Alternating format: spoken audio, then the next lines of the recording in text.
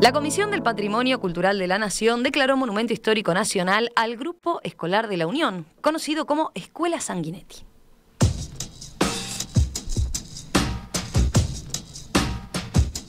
Si bien el reconocimiento se aprobó en 2020, la ceremonia se realizó el jueves pasado, 2 de septiembre, debido a las restricciones que impuso la emergencia sanitaria. El predio donde actualmente se ubica este complejo escolar fue donado en 1922 por Felipe Sanguinetti, un vecino y comerciante de la Unión. Ocupa toda una manzana de la avenida 8 de octubre, entre la calle María Estañero de Munar y la que lleva el nombre del donante, Felipe Sanguinetti. El complejo, que fue fundado en 1925, está integrado por 2 edificios. La estructura ubicada en la esquina de Estañero de Munar se destinó en sus orígenes a una escuela de niñas, en la actualidad es la escuela número 20, y sobre las calles Sanguinetti, en tanto funciona la escuela número 19 en el turno matutino y 76 en el turno vespertino, aunque en sus inicios era la escuela de varones. Para conocer más acerca de este monumento histórico, le damos la bienvenida entonces a William Rey, director general de la Comisión del Patrimonio del Ministerio de Educación y Cultura, a quien ustedes conocen bien, de Radio Mundo, de lo que es el programa justamente Paisaje Ciudad junto a Malena Rodríguez. Willy, ¿qué tal? Buen día, ¿cómo estás? Un gusto saludarte. ¿Qué tal? ¿Cómo estás? ¿Romina, bien? Muy bien, lo más bien. Te propongo empezar haciendo un poco de historia. Hablemos un poco de la historia de esta escuela o complejo, en realidad deberíamos llamarle complejo escolar, ¿no? ¿Quién fue Felipe Sanguinetti, la persona que donó el predio? ¿Por qué tuvo ese gesto, digamos? Bueno, yo creo que es un tema interesante. Uno piensa que la cantidad enorme de mecenas que en el país hubo a comienzos del siglo, a finales del siglo XIX, a comienzos del siglo XX,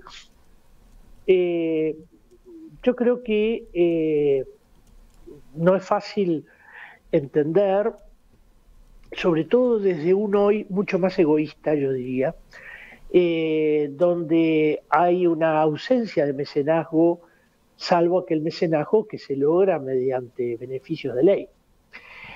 En esta época vamos a encontrar una cantidad enorme de actores sociales, actores que, en el caso, por ejemplo, de Felipe Sanguinetti, que había crecido económicamente, pero que no venía de un origen rico, y que entre las cosas que entiende prioritarias es apoyar el movimiento escolar, el movimiento de crecimiento escolar, la inversión que el Estado estaba haciendo en materia de formación.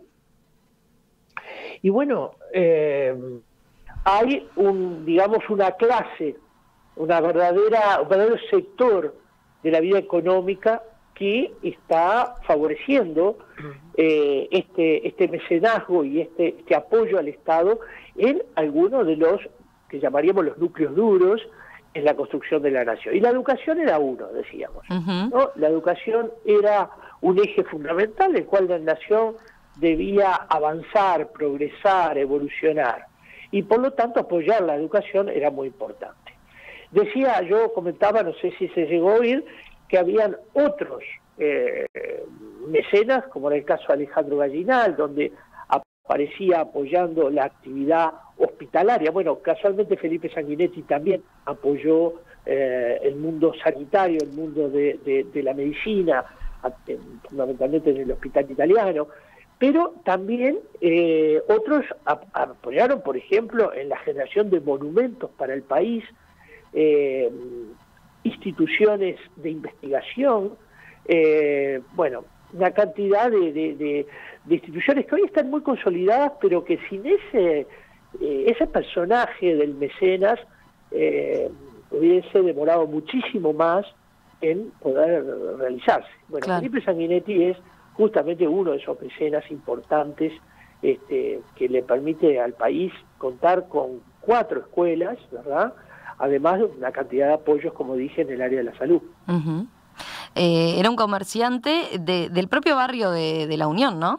Claro, estaba vinculado al sitio y eso, bueno, obviamente le da un carácter mucho más local, ¿verdad? O de mucho más amor por lo local, podríamos decir. Claro.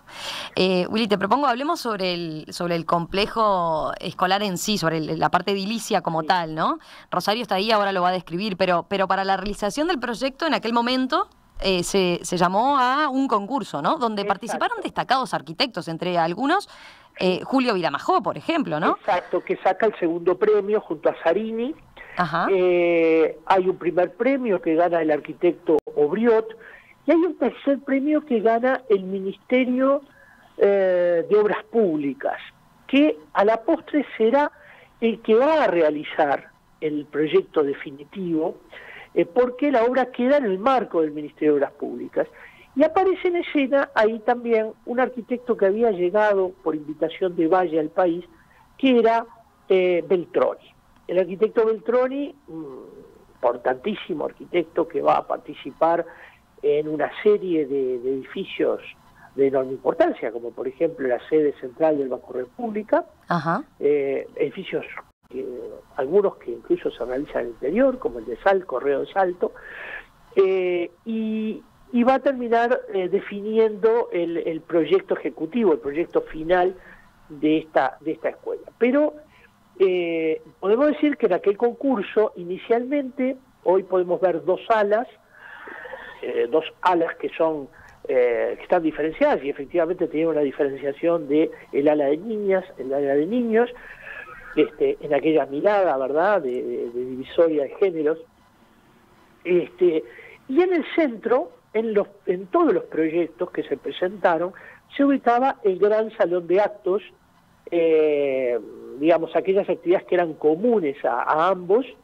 y que nunca se realizó. O sea, el proyecto final quedó con los dos cuerpos y un área central que quedó abierta para construir a futuro ese salón de actos y ese edificio con espacios comunes. Mucho tiempo después se construyó un gimnasio que yo creo que no acompaña demasiado la buena factura, que son las dos alas laterales.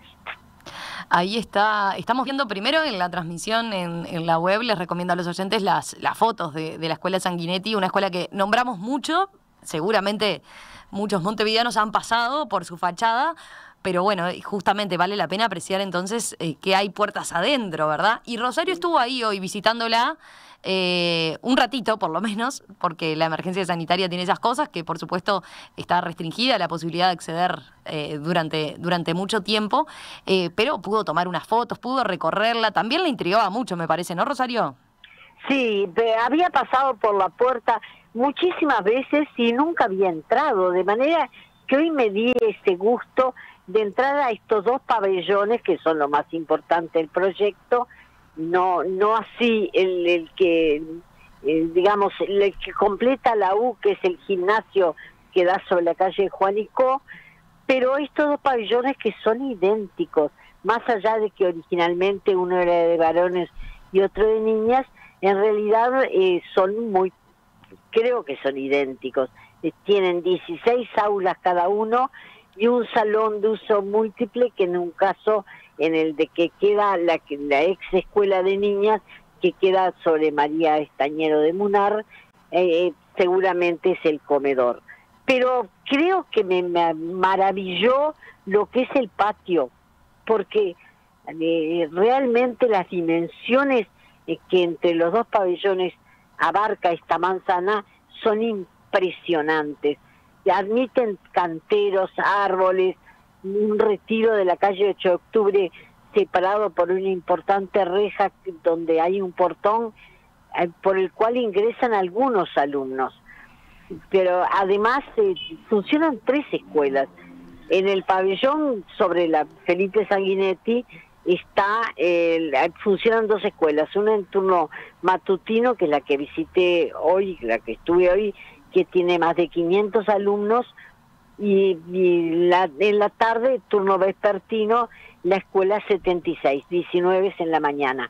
Pero en esta, que ahora me encuentro, que es la que queda, el pabellón que originalmente perteneció a las niñas y que queda sobre María Estañero de Munar, funciona una escuela de tiempo completo durante todo el día, también estaba funcionando en este momento, y en la noche un centro para adultos, centro cívico número 5. De manera que por esta en particular, que tiene menos alumnos en la mañana, se complementan con los de la noche y son más de 1000 personas las que circulan por aquí. Afortunadamente, el arquitecto Rey mencionó a Beltroni, porque aquí todo el mundo te habla de Felipe Sanguinetti y se olvidan que Beltroni, que arquitecto italiano que en ese momento ejercía la dirección de arquitectura del MOP, del Ministerio de Obras Públicas, fue en definitiva el responsable de este maravilloso proyecto que de entrada se planteó en la base del concurso, debía ser funcional a lo que era, digamos, la enseñanza en ese momento, pero además sin ningún tipo de adorno, de manera que pudiera resolverse rápidamente. De cualquier modo, creo que este friso alto, zócalo alto de granito y luego las tiras de ladrillo visto no están porque sí. Creo que le dan un cierto carácter a la construcción que no deja de ser muy atractiva también. De manera entonces que me parece que se ha resuelto un monumento porque lo merece. Con creces merece estas 3 escuelas hoy tener este carácter de monumento histórico nacional. Willy, compartís la descripción de Rosario. ¿Qué otro elemento agregarías a lo que es la valoración de las principales características del complejo en materia arquitectónica, por ejemplo? Siempre me gusta escuchar a Rosario porque realmente cuando describe lo estoy viendo. Es una notera única en ese sentido, ¿no? Bueno, a ver, sí, yo creo que lo que me importa decir es que en alguna medida el edificio también recoge elementos que provienen de un cambio de mentalidad, de un cambio de mirada sobre los espacios de enseñanza. Si uno recorre, por ejemplo, sus corredores, son amplísimos, son las aulas muy grandes. Las aulas llenas de luz y además bien ventiladas, ¿no? Sí, y además exactamente. Uno puede ver de que hay, por ejemplo, banderolas que dan hacia ese corredor y ventanas que dan hacia la calle. Y eso permite una ventilación cruzada que empieza a manejarse por esa época, ¿no? Tiene mucho que ver justamente con miradas sanitaristas. Y bueno, todo esto siempre acompañado por una construcción visual, estética, realmente maravillosa, con algunas piezas incluso artísticas colocadas en sus fachadas sobre 8 de octubre. Y bueno, podríamos decir que su declaratoria como Monumento Histórico Nacional tiene que ver con eso, tiene que ver con una arquitectura que recoge preocupaciones sobre la salud, y fíjense en qué momento estamos revisionando esto, ¿no? Es decir, la importancia del aire, la importancia del flujo continuo y permanente de aire, y por supuesto también una factura proyectual muy interesante, y por supuesto además la figura de Felipe Sanguinetti, que yo creo que es parte importante. Hay que tener en cuenta, yo creo que durante mucho tiempo la historia viene soslayando la figura del mecenas, y en alguna medida eso también incide para la ausencia de mecenas. Si nosotros valoramos al mecenas, vamos a poder generar también nuevos mecenas. Es interesante eso que decís, o sea, capaz que vale la pena considerar ese aspecto, ¿no? De que lo que ustedes toman en cuenta en la Comisión del Patrimonio justamente para darle tal declaración a un monumento, a un edificio como este, por ejemplo, a un complejo como este, ¿no? Sí. Por un lado, el valor arquitectónico como tal, pero después algo más que tiene que ver, por ejemplo, con su historia, en este caso con quien donó el predio, ¿no? Mecenazgo. Sí. Yo creo que, a ver, los criterios a través del tiempo han ido variando, ¿no? a veces, hace muchos años, importaba mucho quién había vivido en una casa, ¿no? Si era la casa de fulano, de mengano. El tiempo después incorporó el valor de la propia casa, y después también el valor de quién la produjo, quién la proyectó, qué pasó allí y qué importancia tiene, por ejemplo, para la ciudad. Este es otro elemento que me parece clave. En esa zona de 8 de octubre, la presencia de la Escuela Felipe Sanguinetti califica, pondera, agrega valor, ¿verdad?, al lugar. Y este también es un elemento a tener en cuenta. Un aspecto más, veía en el 1995, la Intendencia de Montevideo reconoció a la Escuela Sanguinetti como un bien de interés departamental. Con la declaración ahora de Monumento Histórico Nacional, ¿qué implica para la escuela concretamente? Bueno, para la escuela implica beneficios y restricciones. No todos los beneficios que querríamos darle a los monumentos históricos, y que esperemos que cuando esté la nueva ley sí podamos dárselo, pero sí, por ejemplo, la posibilidad de tener ciertos beneficios de orden fiscal en lo que hace a cuando se hacen trabajos de restauración, conservación o directamente de incorporación de componente nuevo. Ahí hay unos beneficios fiscales que están establecidos. No hablaré de los beneficios de contribución que tienen los monumentos históricos, pero que en el caso de la escuela ya va de suyo porque es una escuela. Pero hay también, me parece, una cuestión que tiene que ver con proteger, cuidar, saber que toda intervención tiene que ser consultada por la Comisión de Patrimonio, y al mismo tiempo es una cocarda, como se dice a veces, ¿no? Es un premio, es un valor adquirido e incorporado. Pensaba en un aspecto, ¿no? En la presentación, en el acto, concretamente la semana pasada, el ministro de Educación y Cultura, Pablo da Silveira, decía que es un edificio que mantiene su vigencia y su utilización. Y vaya, si lo mantiene con esto de los espacios de ventilación. Bien ventilados, claro, justamente, en la realidad que estamos viviendo, ¿no? Más que nunca. Pero también veía, hay los corredores amplios, por ejemplo, fue pensado también como una solución incluso para los días de lluvia, por ejemplo, y el recreo, ¿no? Claro, porque los patios abiertos están todo muy bien, pero cuando llueve no se puede salir. Entonces, claro, eso permite ese espacio de recreo a la salida del aula. Sí, yo creo que realmente esta es una escuela que sigue funcionando y sigue funcionando bien, porque estamos con un proyecto que de partida estuvo muy bien pensado.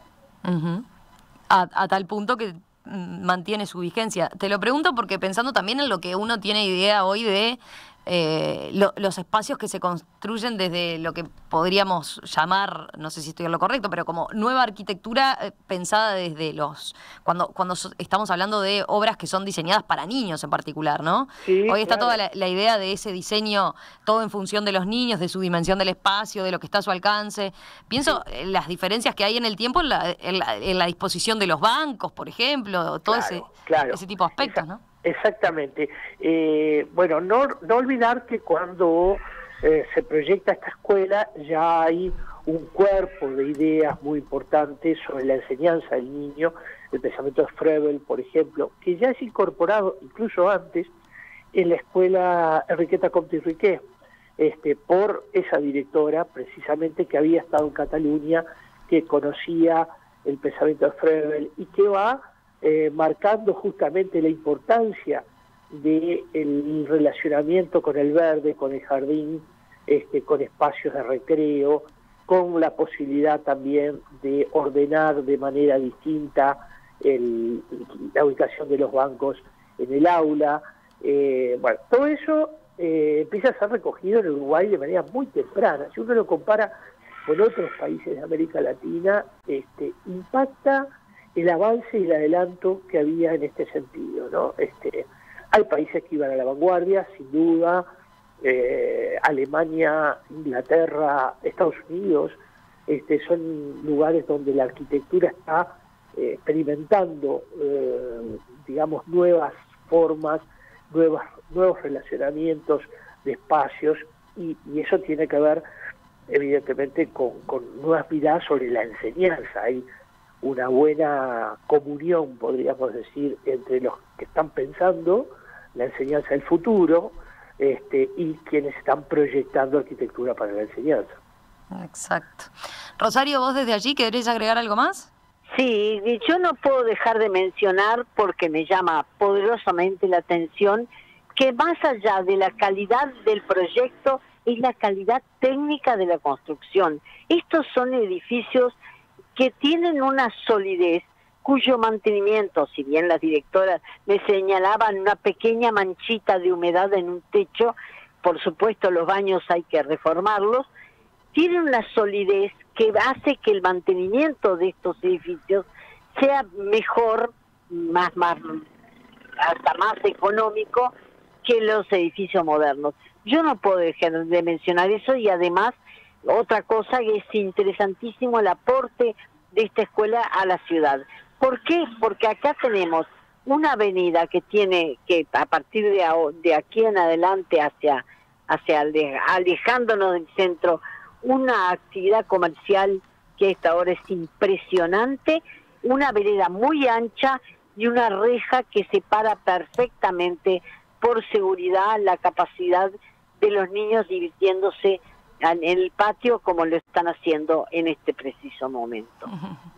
La aprovechan entonces. Willy, ¿querés agregar algo? Sí, vino muy bien la observación de Rosario, porque creo que en esos tiempos se construía para la eternidad, ¿no? O sea, es excelente la calidad constructiva, y eso le ha ahorrado al país, bueno, muchísimo dinero a través del tiempo. Esa gran factura constructiva en alguna medida la hemos perdido. Hay que recuperarla, y por otra parte también, y esto es algo que reitero hasta el cansancio, aun cuando tenemos edificios muy bien construidos, la conservación es fundamental, porque la inversión en conservación es siempre mucho menor que la inversión en restauración.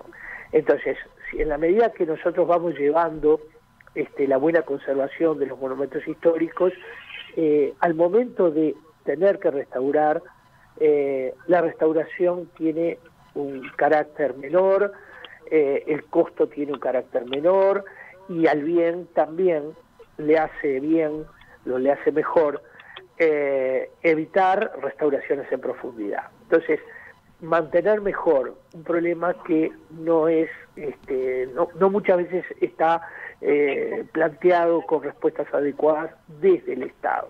El Estado en general invierte muy bien, pero conserva muy mal. Bueno, tenemos que cambiar esa ecuación y empezar a entender que la inversión en conservación es ahorro de dinero. Arquitecto William Rey, director general de la Comisión del Patrimonio del Ministerio de Educación y Cultura.